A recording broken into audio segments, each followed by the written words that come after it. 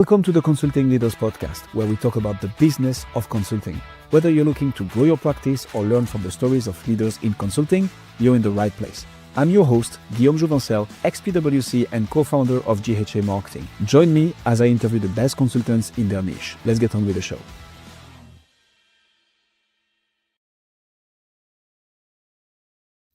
Alicia, welcome to Consulting Leaders. Thank you so much for coming on the show. Thank you. I was pleasantly surprised by the invitation, so I appreciate it. All right, let's just jump straight into it then. What got you into de-risking executive hires, Alicia?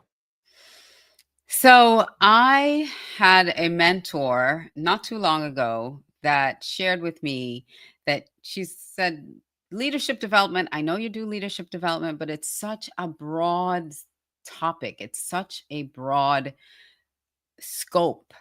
And you should really think about what is that area that companies really need that they're not focusing on when it comes to leadership development, and then build out something for them in that space. So that's where that came from. It was looking at the whole scope, the landscape of leadership development, and then seeing the area that I can have the most impact in. And that's executive hires. That's when they bring them on, because we do work with organizations using some of our assessment tools, especially Kolbe or Predictive Index, to help them hire the right fit person for the role. And so why not take that the next step? So what would you say is the problem that you solve? Like what are some of the most expensive mistakes that you see around when it comes to executive hiring and potentially onboarding and integrating? Like what problem do you help solving? Yeah, that's a great question, because when you bring someone on, especially if they're not in the organization already, and you need them to ramp up to speed on everything. Someone comes in from outside, they need to ramp up in your organization. And I believe one of the costliest mistakes is in socializing them in the organization, thinking that a few meetings introducing them to a couple key people is enough. And it really isn't enough, because I have a video that I talk about the shadow stakeholders. There may be people in the organization that thought that job should have been theirs. And so they quietly are sabotaging without, sometimes it's intentional, sometimes it's non-intentional. But if this new executive isn't properly aware of all those little landmines, that could be an issue. And also, when it comes to socializing them, it's not just at the leadership level or their direct team, it's across departments. They need to be socialized throughout the entire organization. And when the other part of that too is decision rights. Do they really know when they come in right away what decision rights they have? Sometimes it's implied, many times it's not given. And a third thing that I would mention is the mandate. They may have been hired with a particular mandate, and if they come in without diagnosing the situation when they get there correctly, they may be climbing up the wrong tree with the wrong ladder. And then, 3 to 6 months later realize, we actually were trying to fix X when the problem was Y. So it's properly diagnosing that, being socialized correctly in the role, and then understanding what their decision rights are. Sometimes those are things that are left, that aren't explicitly trained or shared, and they're left to figure those things out. Bit of a curveball for you, Alicia. Are you ready? Okay, I'm ready. How can you know about the landmines, about the other executive, the rest of the team, who might be like, they wanted that promotion, they wanted that position, they didn't get it, they hired someone externally instead. Like, how, as a coach, can you know about that? So I am not so much as a coach as a consultant, and Okay. and there's a little bit of a difference there. So as a Yeah. consultant, we set up different opportunities to understand the landscape. Okay. So the person that brings us in isn't the new hire. Got you. The person that brings us in is a leadership team to make sure that the person they're bringing in is successful. So from that perspective, we're able to do things like stakeholder interviews and really understand. All right, this person said XYZ, and this other person said, watch out for this person. So we can go in and kind of understand what the landscape is and allow that new hire to keep their hands clean. In other words, they don't have to try to figure out all the different things that's happening, because we are coming in to understand what's happening, and then get them up to speed so that they don't trip over those landmines. So hopefully that clarifies that, because I'm not the personal one-on-one coach to that executive. I'm being brought in from the executive team to work with that executive. Of it. So is the decision maker, so the decision maker is not the person that you help hire and onboard and train and get up to speed. It's the executive team who's like, we need a new CFO, COO, CXO. We want to do it right. Let's bring in a consultant who's not gonna. Do you help find that person as well? Or is it purely once they arrive, here's what we're gonna do? So we don't do executive search. Right. So we're not searching for them. But when you have 3 to 5 candidates that you're looking at, that's Yeah. a great time to bring us in, because then we can Okay. help you narrow that down. We can look at all the different variables and help you choose the right candidate for that role. And like I said earlier, we use different assessment tools that can help us really pinpoint the right person for that role. Mm. And so, just for us to have the full understanding of what you do, like, is it in a specific industry or are you industry agnostic? Yes, I love it. You said the right word, industry agnostic. I am not I am not married to any specific industry, Good. because people are people wherever they are. And I don't Right. have to know what your business does in order to make sure that the work that we're doing with this individual is successful in that role. I don't need to know construction in order to have an executive be successful. They need to know construction. I don't need to know construction. I just need to know the people that they have to interact with. So there's again a little difference. If it's Mm. in finance, if it's in healthcare, it's the people that we're working with. Not I'm not looking at KPIs. I'm not looking at what the strategy is. Those aren't the things that I focus on, but those things are very important, and those are things that I help them uh, think through how to do this successfully. So their role is to think about what are some of the quick wins that we can get under your belt within the first 90 days, and how can we structure that so that we have a good cadence in that, and not so much me telling them what those things are. Does that make sense? So I'm not trying to run their business. That's not my business. So it's super interesting, and we're taking a bit of a tangent here, but I think this is so good. So, how much of vitamin versus painkiller would you say that is?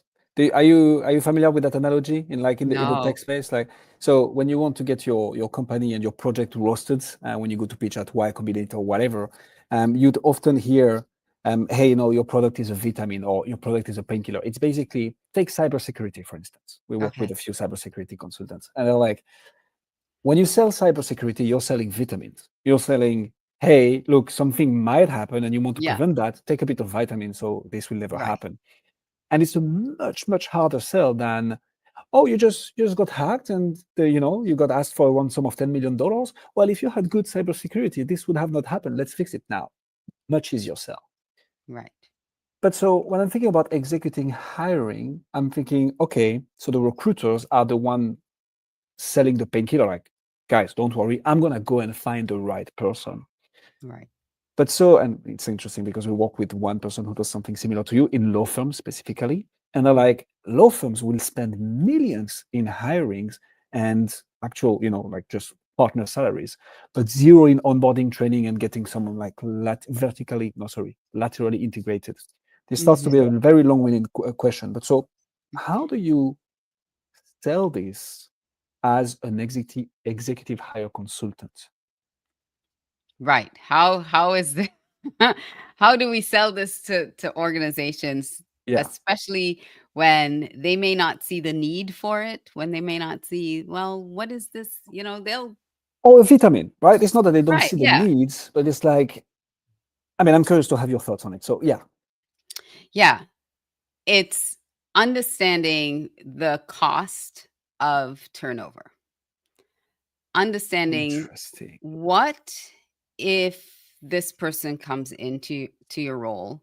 So it's all about um cost versus benefits, right? Yeah, So yeah, you're spending hundreds of thousands of dollars to get this person into this role. You're spending um, not just in actual dollars, but in the time that it takes. How many executives do you have to pull in for interviews? How many people are involved in that whole process? So there's quite a bit of investment into that process. And then now they come in and you're really hoping at that stage that you've picked the right person and that they're going to be successful.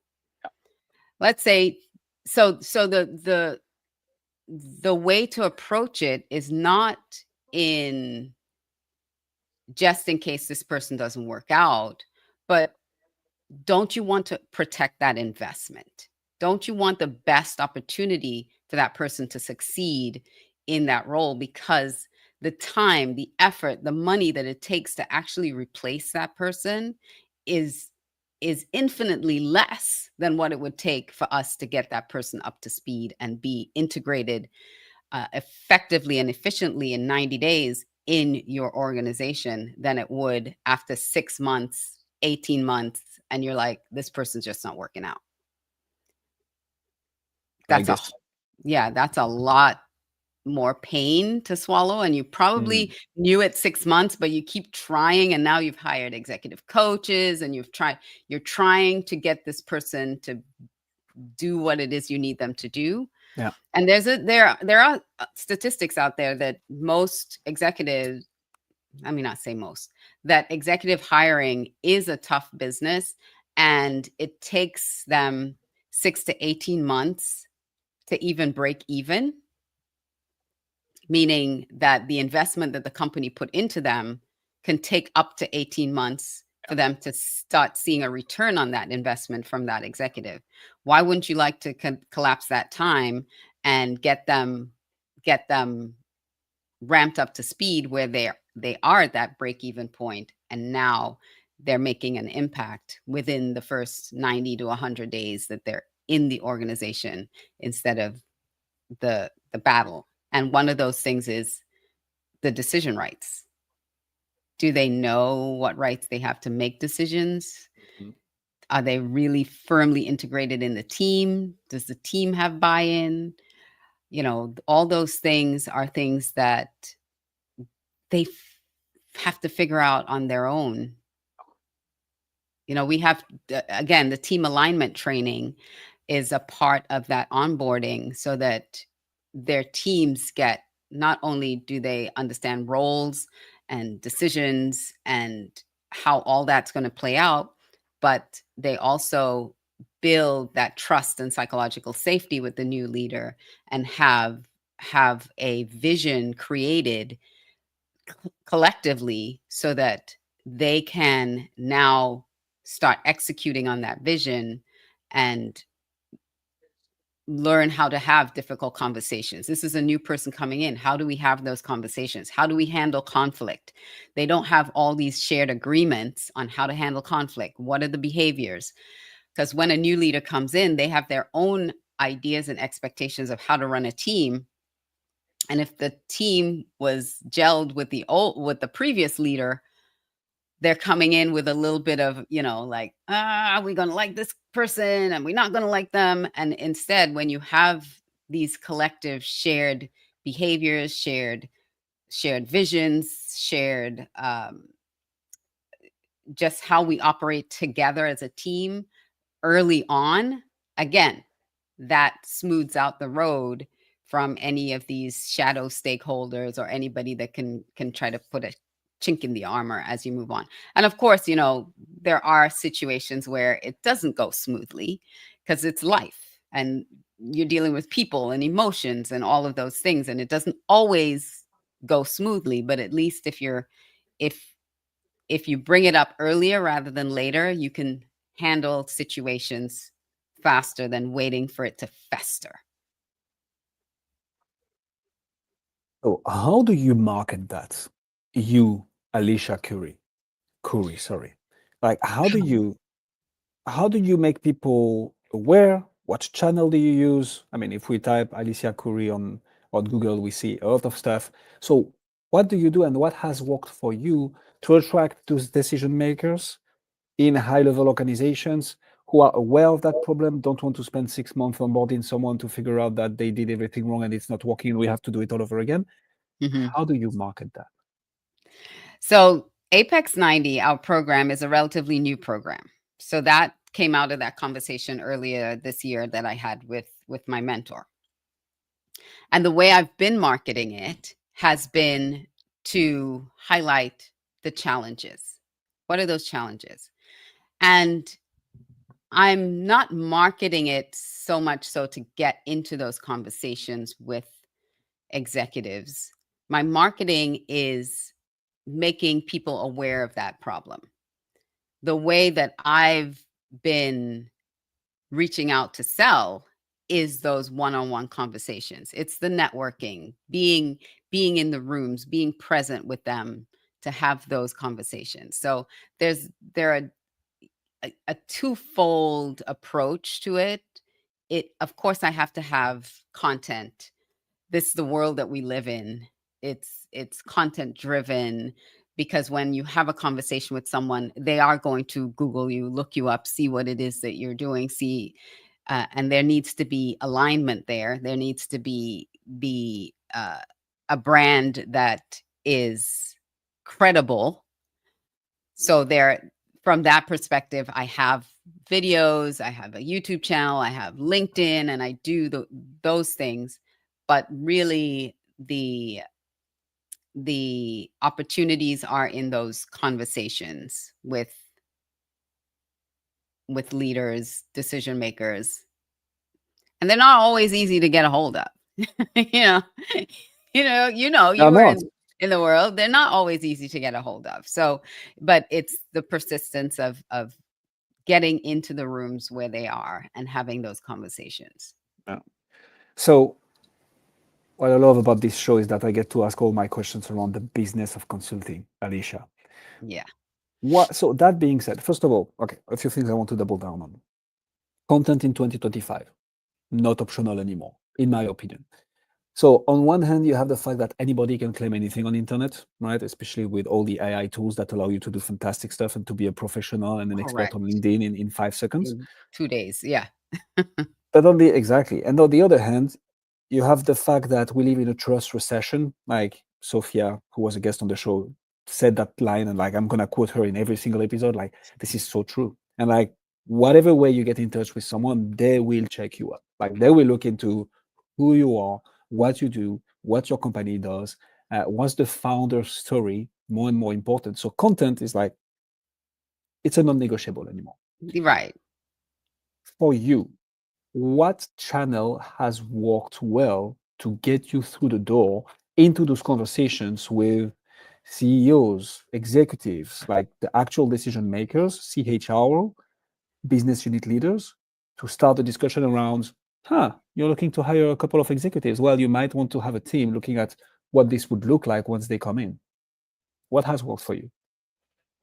Can I say picking up the phone? Say whatever you want.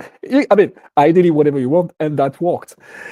Yeah, so tell me more about picking up the phone, which is Pick something up the less and less people do. phone. Yeah. And even that, I know it's scary, it's hard, uh people don't always answer their phones, but if you meet someone and you have an opportunity to get their phone number, picking up the phone and calling them has been, um, I say, more effective in this from the point of view that when they answer, if they give you their phone number, first of all, if you have a phone number for them and they give you their phone number, chances are they will answer and they will talk to you on the phone. So getting phone numbers, getting business cards with phone numbers, having conversations with people, that's important. That's always face to face is always going to be important. Letting people see you and hear you.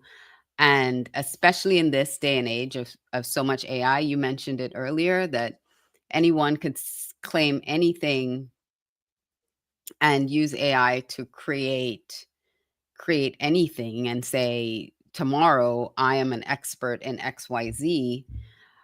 And it's getting into those conversations with them that you're able to then vet, like we're having this conversation and in through this conversation you're vetting me, right?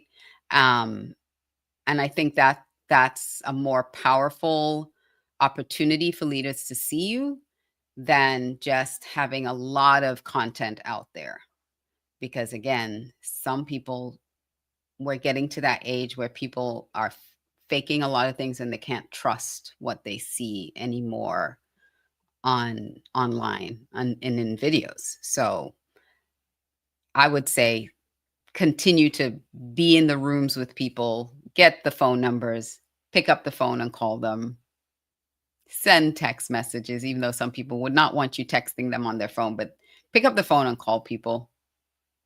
Yeah. So, I mean, I'm a huge podcast advocate, so I will try and not to push that too much. I think what you said around having conversations, whether that's in person or remotely, finding a way to have those conversations with ICPs, people who can refer you business, people in your industry, is key. Phone specifically, so I'm very positively surprised myself since I came in the US to be in an aligned time zone with my markets. People pick up the phone. And if you do it right, you will have conversations that it won't always be the right time, but you can then just set the right time. Right. And this is something that many B2B coaches and consultants overall, they don't like to sell. Pardon my French, they hate selling. But it's like getting into those conversations, actually picking up the phone, networking, setting up meetings, understanding how you can help and how they can help is how you create that positive loop, but you need to have those conversations. Yeah. Because we're getting away from that. Because they hate selling, they sit back and send emails and work on social media, all their posts and all that stuff, and say, well, nobody's really paying attention to me. Which doesn't stand out.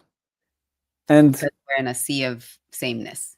the thing I see a lot with consultants lately, Alicia, and I'm curious to hear your thoughts on this. It's AI agents picking up the phone, but we are not quite there yet.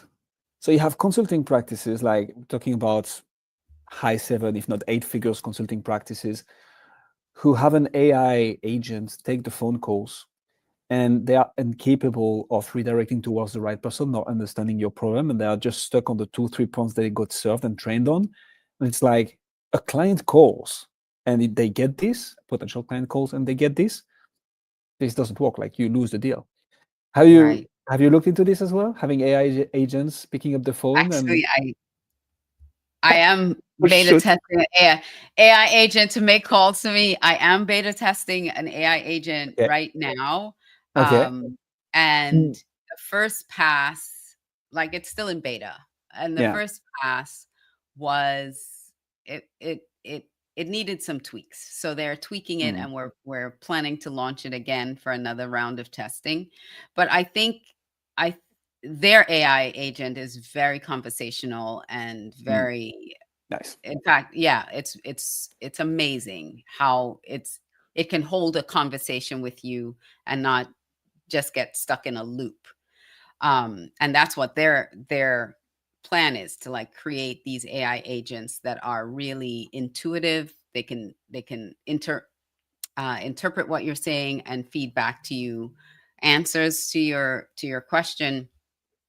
And I have been testing it, and I have to tell you that some people are just not ready for it, just not ready for it. But I think more and more will go into that area in future.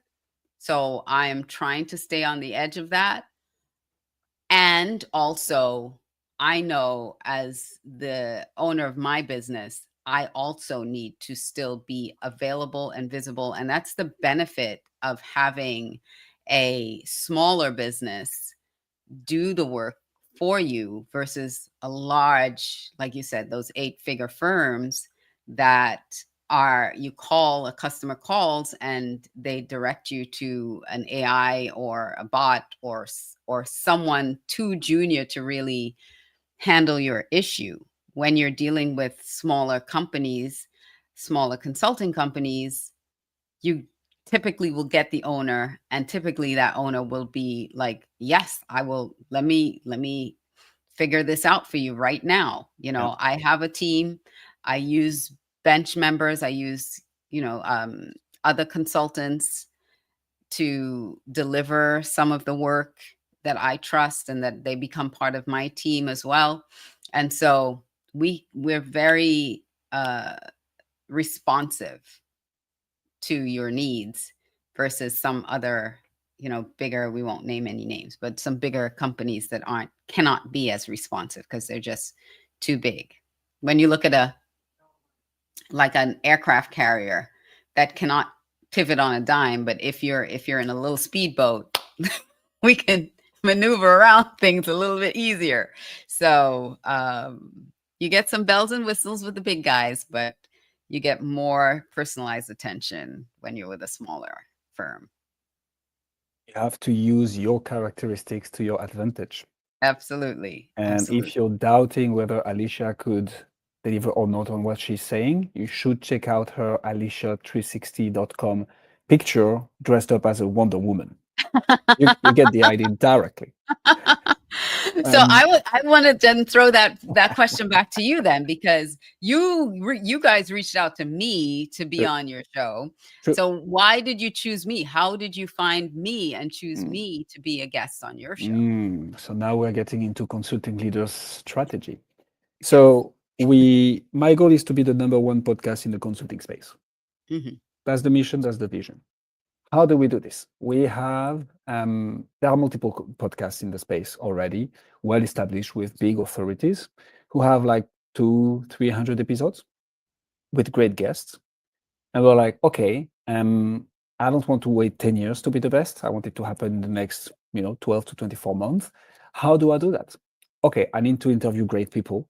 So the only people invited on the show are B2B, coaches or consultants, high tickets, who have an existing client base, ideally testimonials on their website, case studies, something that shows that it's not just like, hey, I help people with this. They have a vote of confidence from their clients. We only interview people who have that. And then we chat and we're like, hey, this is what we do. We talk about the business of consulting. We'd love to have you on. We search people who fit those characteristics. We have 2 people full-time doing this all day to find the right Hannah, people. yes. Had a lovely Exactly. conversation with Hannah. Here we go. Hannah is the one reaching out indeed. And yeah, that's what we do. And I think it's interesting, but so what I want also is to have those conversations, right? Exactly what we're talking about. I think we're in a day and age of AI where everybody's looking for scale, automation. And I'm like, yeah, I'm going to have 45 to 60 minutes conversations with people in my niche. I'm going to hopefully give them a great experience as a guest. They're going to be talking about me or resharing on their platforms. Wink, wink, Alicia. Yes, And, yes, of course. and word is going to spread. And the whole strategy, and I'll do it off record, but like I can show you my calendar. I have 3 to 4 interviews per day like this, and I'm going to do this for a year. So I'm going to have as many episodes as the biggest in the space in a year. Hopefully as good as well. Excellent. That's what we did to reach So out to that you, answers Alicia. my question. Yeah. So that's why you reached out to me.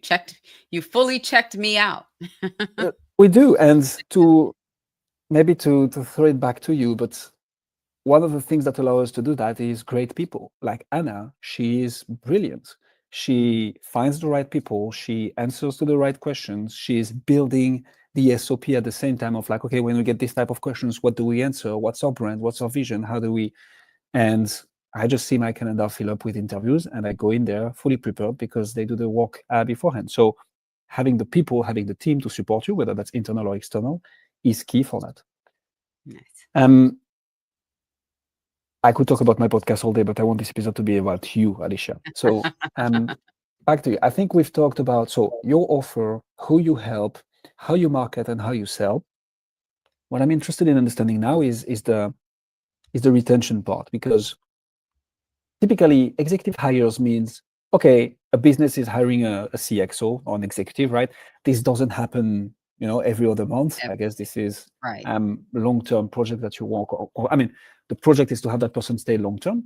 So how do a big part of the business of consulting is retention, right? Like signing additional engagements, transforming an initial engagement into a multi-layered, multi-year project, and so on. How do you do that, if at all? Yes, great question. This is why we have our team development work. So teams being able to expand with more and more teams. Once you get one leader in that organization really humming and working well within their team, now there's opportunity to do more team development work with other areas in the organization and just help their teams become more aligned, stronger, because teams need help. Teams need help. And so that's one of the tools that we've used is our team alignment work. And we have multiple ways of doing team alignment.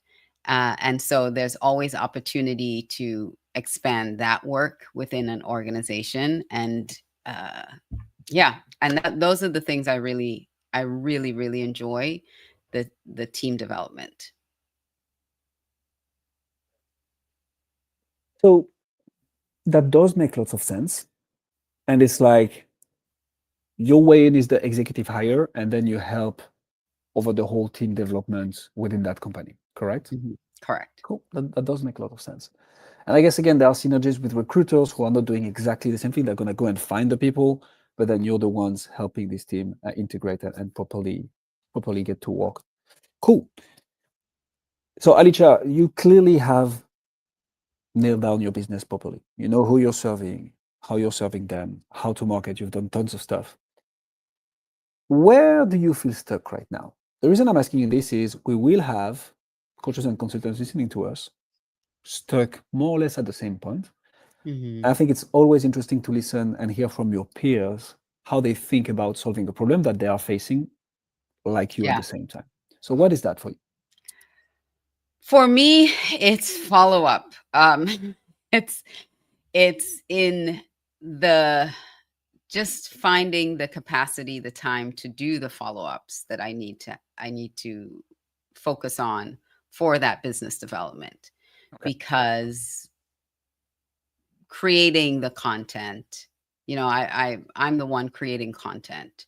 And then I do have an executive assistant that thankfully gets my content out there. But it's just finding that space in time to do the outreach and follow up on the outreach, because you have to follow up multiple times. Just because someone doesn't say yes right away doesn't mean that they're not interested.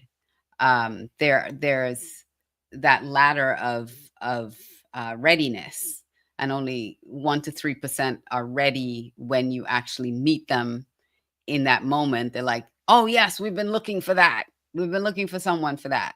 So if you're looking at just 1 to 3%, and the rest, the 97% are either ready later, ready soon, ready never. You have to kind of weed through all those those stages of readiness, and it's in the follow-up that you can, because you can't change someone's readiness time. It's usually a when this happens, then you call. But you have to stay top of mind. You have to stay in front of people. You have to, and that's where, to me, that's where the content comes in. That's where creating that content, always talking about it on LinkedIn or on YouTube, where someone who may have come across my path, uh, 2 years ago might be, I wasn't ready then, but now we are ready to hire. Now we're looking at succession planning. Now Yeah. we're looking at, our team development. And I've been watching and seeing your content, and now this is the time. So that's what that content that I put out there is not necessarily for marketing for the sale, but it's that top of mind. It's in continuing to be in front of people so that when they're ready, they know who to call. Again, there are so many things I want to follow up on and so little time to do so. So this is gold. So thank you so much for sharing all this, Alicia. So money is in the follow-up, the 3% versus 97%. All those are like so important concepts in business. I would say this. The way we see consultants having a follow-up process that works well is releasing content. You're doing that right, and which is amazing. Pushing that content to them so they don't have to pull it or they don't have to intentionally go there is a thing that works well. 1 to 2 email per day, per week, fully focused on value. And that's something we talked about on the previous episode as well. Mm-hmm. A call to action to book a call, not in every email. In every 2, potentially even in every 3 email of like, hey, I'm still here if you want me, but like, here is a great result that I think you'll love. Saying this also for the people listening to us, but this follow-up, money is in the follow-up. Yeah. And we do the video content, but also have our LinkedIn newsletter and our blog that does push out to those who subscribe to our LinkedIn newsletter. And then it also goes out in our email sequences. So we're trying to do doing all the things, right? But it's that direct one-to-one follow-up that is also required, that sometimes it is a challenge to continue to send those personal follow-ups and not an email, that they know they're not part of an email sequence, that this was actually, you sat down and you typed this out for them because you're referencing things from a conversation you had or from something you read from a post they made or something like that. So it's those personal touch follow-up things that still need to be done. Yeah. And to that, Alicia, if people want to find out, this was an absolute masterpiece, by the way. I loved it. If people want to Thank find you. out more about you and what you do, where should they go? Well, like you said, Alicia360.com is the easiest way. And The I have Wonder that Woman picture. site. Yeah. I have that 360 site because I do have multiple. I do the consulting. I love the consulting. Yeah. And we have video content. I used to run a podcast, like, it was about women and confidence in leadership.